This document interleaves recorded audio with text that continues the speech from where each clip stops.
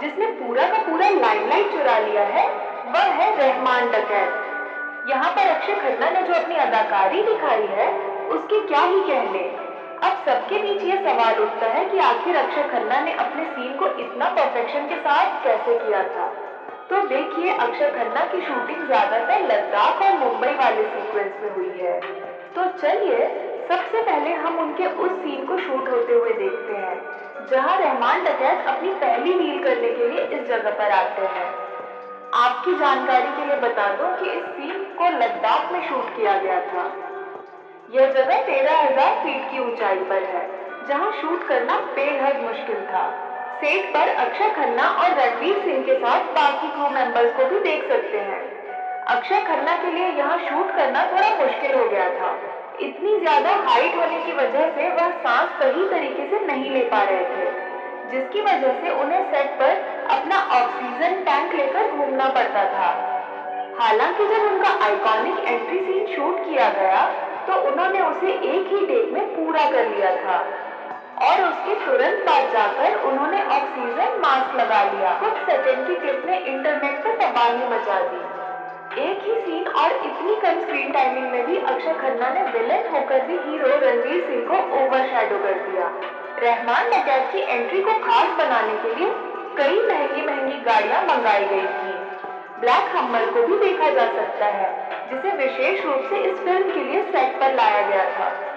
इसके अलावा रहमान डकैत जब अपनी डील करने आते हैं तो वह एक बड़े मिलिट्री हेलीकॉप्टर में दिखाई देते हैं, और ये कोई सेट या सीजीआई नहीं था, ये बिल्कुल रियल हेलीकॉप्टर था।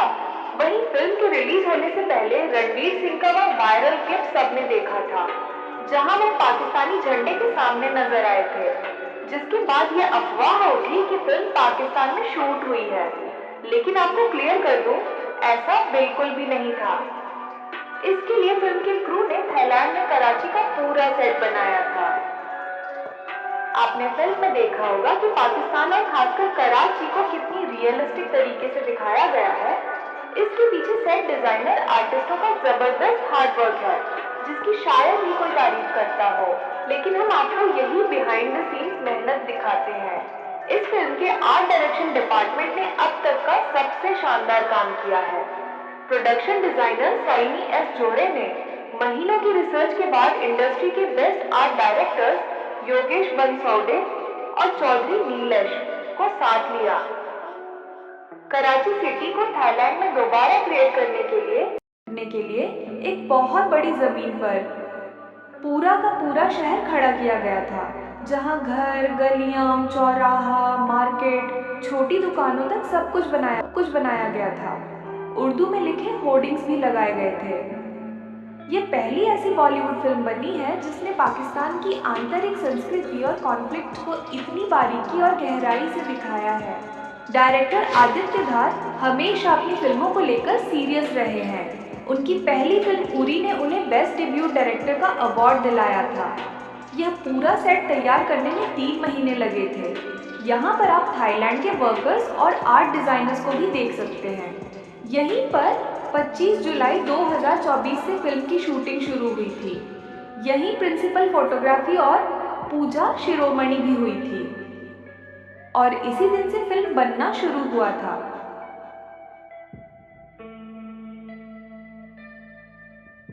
फिल्म की कहानी असल में 1999 पार्लियामेंट अटैक और कांधार हाईजैक से जुड़ी है। अजीत डोभाल का रोल कर रहे आर माधवन फॉरेन मिनिस्टर के साथ मिलकर एक मास्टर प्लान तैयार करते हैं।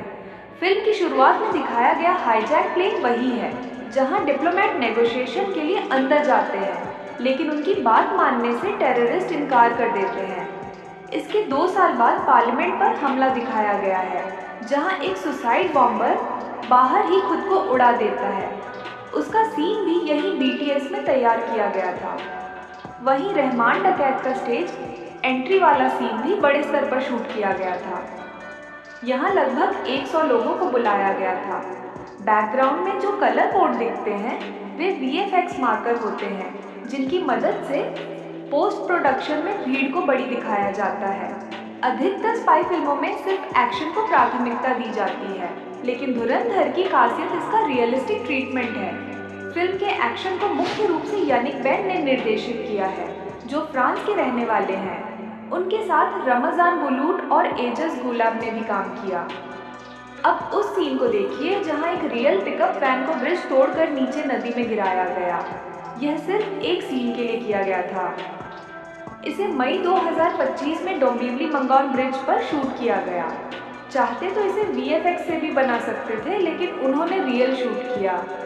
इस एफर्ट के लिए एक लाइक तो बनता है। संजय दत्त ने इस फिल्म में the fearless SP Chaudhary Aslam का रोल निभाया है।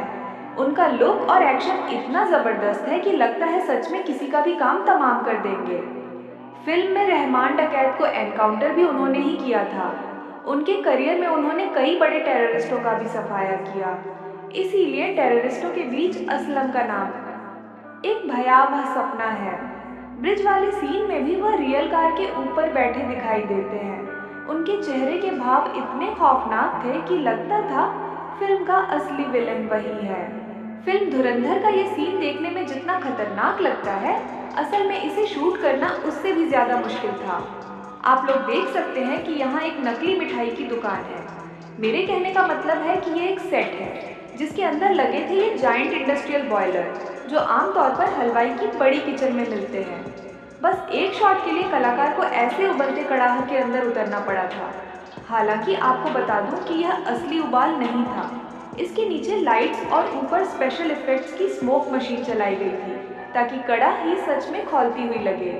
इस पूरे सीक्वेंस को शूट करने में कम से कम 4 से 5 कैमरा एंगल रखे गए थे ताकि दुकान की गर्मी, भीड़-भाड़ और तनाव भरा माहौल बिल्कुल रियल लगे।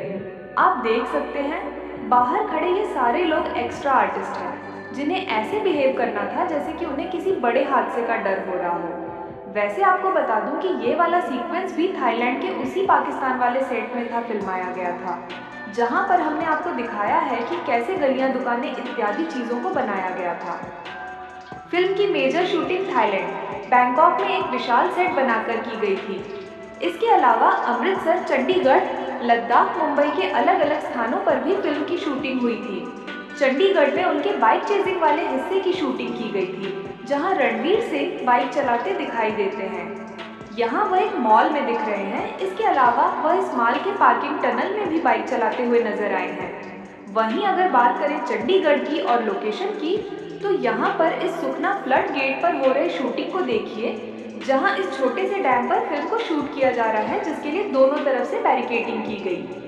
वहाँ आप देख सकते हैं रणवीर सिंह के साथ और भी कलाकार मौजूद हैं। इसी जगह पर यह हाई इंटेंस सीन शूट हुआ था।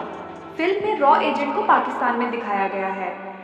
रणवीर सिंह का किरदार हमजा आली मजारी असल में मेजर मोहित शर्मा से इंस्पायर्ड है।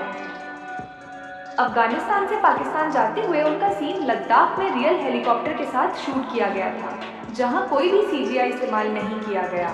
इससे फिल्म के विजुअल्स और भी रॉ और रग्ड लगे हैं। कराची जैसे दिखने वाले कुछ सीक्वेंस लद्दाख में शूट हुए थे। अगस्त 2025 में यहाँ फिल्म का अंतिम शेड्यूल चल रहा था, जब एक बड़ा हादसा होते होते बचा था। करीब 100 लोग होटल में ठहरे हुए थे।